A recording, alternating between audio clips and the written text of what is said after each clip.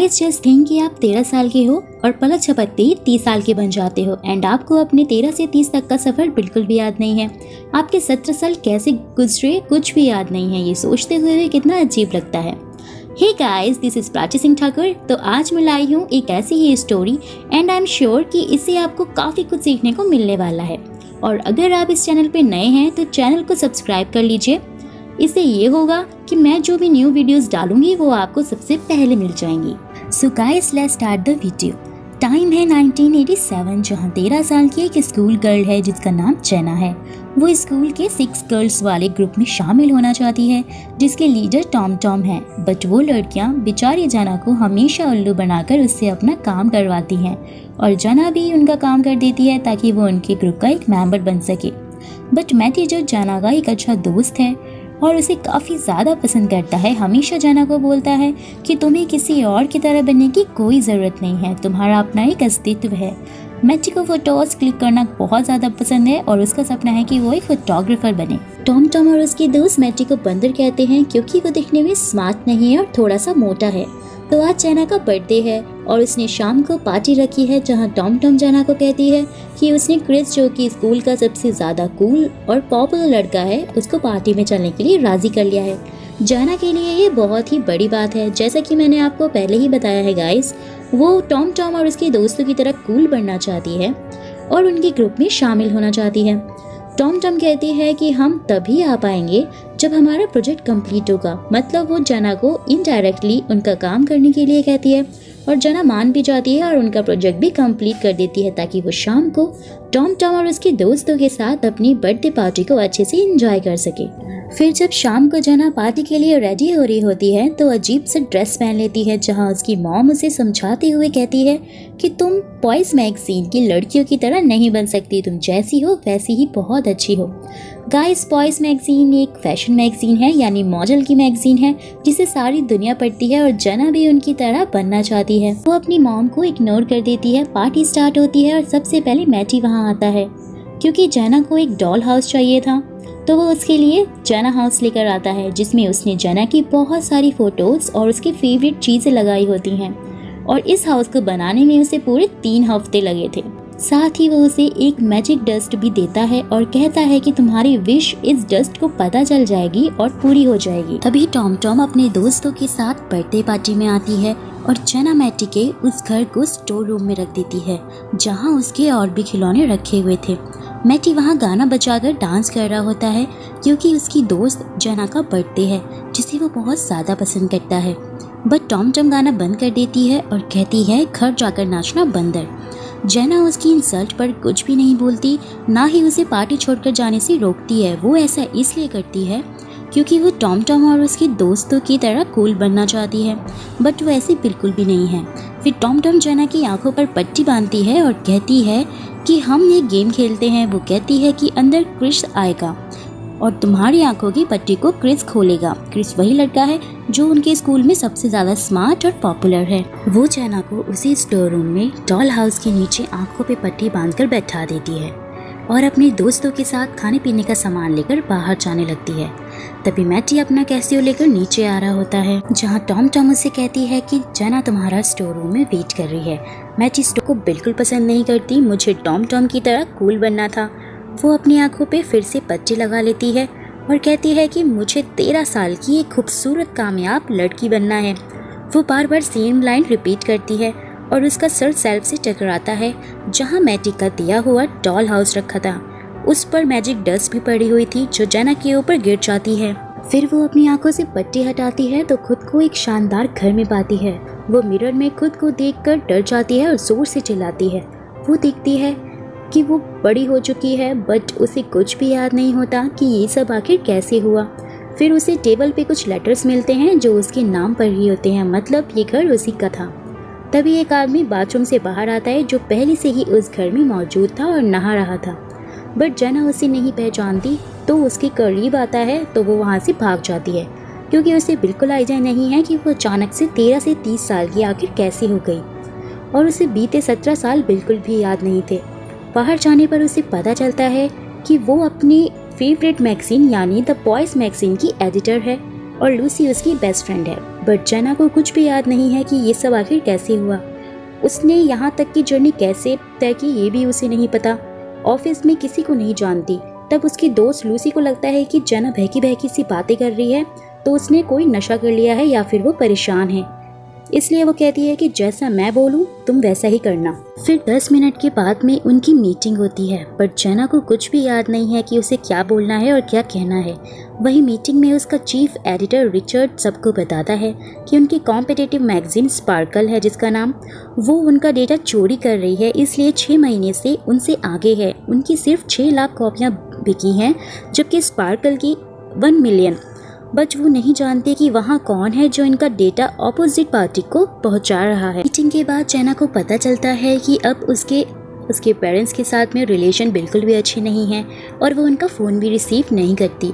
But वो किसी तरह से मैटी का एड्रेस निकलवा लेती है और उसके घर जाती है और उससे मिलती है। पहले वो एक दूसरे को नहीं पहचानते, लेकिन बाद में वो एक दूसरे को पहचान लेते हैं। वो उससे कहती है कि मेरे साथ सब कुछ काफ़ी अजीब हो रहा है। कल ही मैं 13 साल की थी और मैंने अपना बर्थडे सेलिब्रेट किया था और आज मैं 30 साल की हो गई हूँ। मुझे कुछ भी याद नहीं है एंड तुम भी कितने बड़े हो गए हो। ये सब सपने जैसा लगता है। क्या तुम मुझे याद दिला सकते हो कि क्या हुआ था?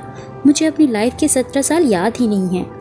जहाँ मैटी कहता है मुझे तुम्हारे बारे में कुछ भी नहीं पता, क्योंकि हाई स्कूल के बाद से हम नहीं मिले और अब हम दोस्त भी नहीं हैं। फिर मैटी उसे हाई स्कूल की फ़ोटोज़ दिखाता है और कहता है कि तुम टॉम और उसके ग्रुप की लीडर थी और क्रिस भी तुम्हारे साथ था। यानी जो जो उसने अपनी ज़िंदगी में सोचा था वो सब जेना ने अपनी लाइफ में पा लिया था, लेकिन अपने बेस्ट फ्रेंड मैटी को खो दिया था। जहाँ उसे ये पता चलता है कि लूसी कोई और नहीं बल्कि टॉम ही है और अब ये दोनों बहुत अच्छे फ्रेंड्स हैं।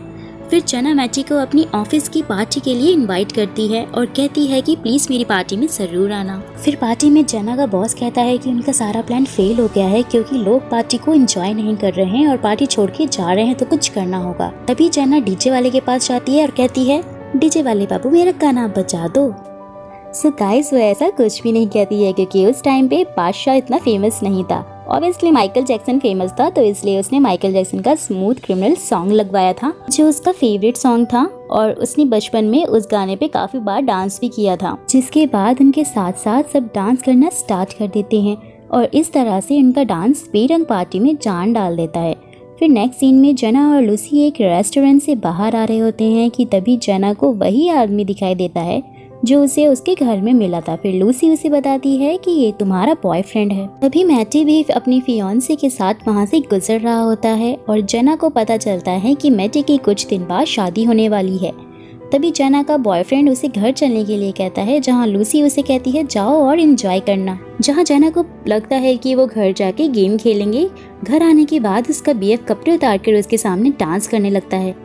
तब जेना को समझ में आता है कि उसका इरादा कुछ और ही है और वो वहाँ से चली जाती है और अपनी ऑफिस पहुँच जाती है। ऑफिस जाने के बाद जेना का बीएफ उसे कॉल करता है बट वो उसे इग्नोर मार देती है। फिर ऑफिस मीटिंग के टाइम पे उनका बॉस कहता है कि स्पार्कल हमसे और भी आगे निकल गई है।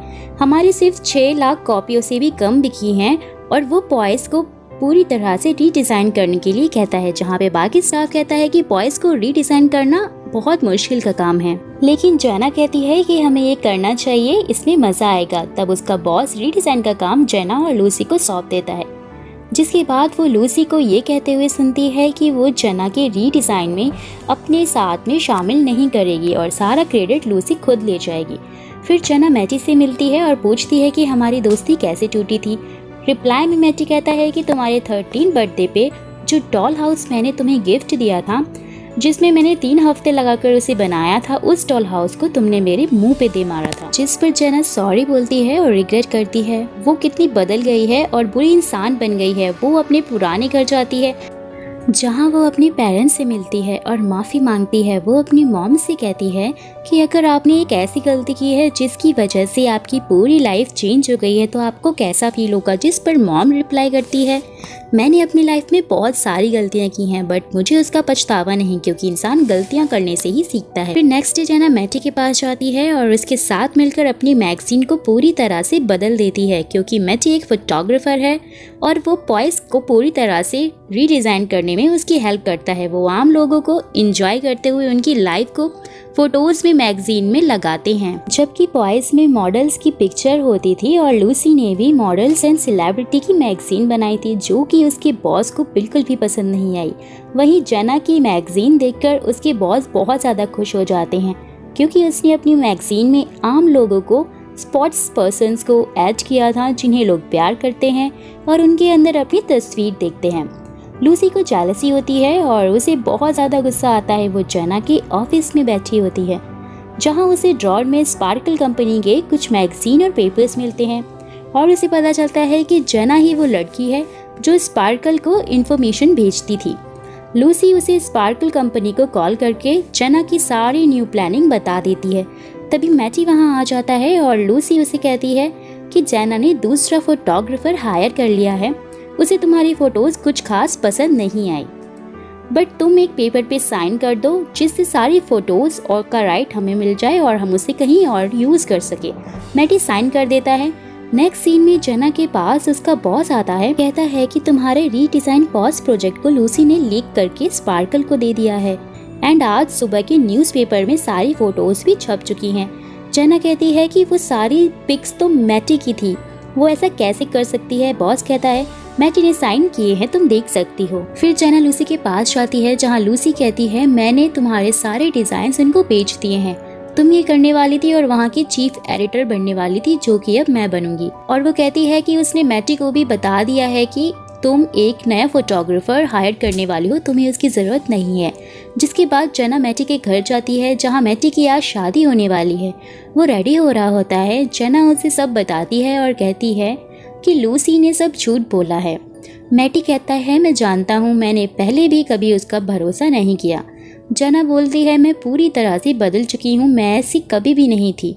मैटी कहता है मैं जानता हूँ और वो उसे वही डॉल हाउस देता है जो उसने उसे उसके 13 बर्थडे पे दिया था और अभी तक संभाल कर भी रखा हुआ था, जिसे पाकर जेना बहुत खुश हो जाती है और मैटी को बताती है कि वो उसका बेस्ट फ्रेंड है जिससे वो बहुत प्यार करती है। वहीं मैटी भी कहता है कि मैंने हमेशा से सिर्फ तुमसे ही प्यार किया है, बट अब हमारी लाइफ बहुत आगे बढ़ चुकी है, मैंने अपना जीवन साथी चुन लिया है और तुम्हारी ज़िंदगी भी बहुत अलग है। जिसके बाद जेना बहुत दुखी हो जाती है और अपने वही पुराने घर के बाहर डॉल हाउस लेकर बैठ जाती है और अपनी आंखें बंद करती है। फिर जब वो आंखें खोलती है तो 1987 यानी अपने 13 बर्थडे पे वापस पहुंच जाती है, जहां बाहर से मैटी उसके पास आ रहा होता है। वो गेट खोलती है और उसके गले लग जाती है। फिर जब वो बाहर जा रहे होते हैं तो टॉम टॉम यानी कि लूसी उन्हें मिलती है, जिसके हाथ में कोल्ड ड्रिंक होती है। जेना कोल्ड ड्रिंक उसके ऊपर गिरा देती है और कहती है कि तुम कभी भी गलत तरीके से तरक्की हासिल नहीं कर पाओगी। और वो दोनों बाहर आते हैं, जिसके बाद ये दिखाया जाता है कि ये दोनों जवान हो गए हैं और आज इनकी शादी है, यानी सब चेंज हो चुका है। एंड सबसे इम्पोर्टेंट बात की ये रियलिटी है, कोई सपना नहीं। उसने जो गलतियाँ अपने पास में की हुई होती थी उससे वो सीख लेती है और उन्हें दोबारा रिपीट नहीं करती और उसकी शादी मैटी से हो जाती है। सो गाइस, यहीं पे कहानी की हैप्पी एंडिंग हो जाती है एंड आई होप कि ये खूबसूरत सी लव स्टोरी आपके मन को बहुत भाई होगी। सो गाइस, ऐसी ही स्टोरी आपके साथ में आगे भी शेयर करती रहूं, इसके लिए मेरे चैनल को सब्सक्राइब करना ना भूलें। तो लेती हूँ आपसे अलविदा, फिर मिलेंगे अगली वीडियो में।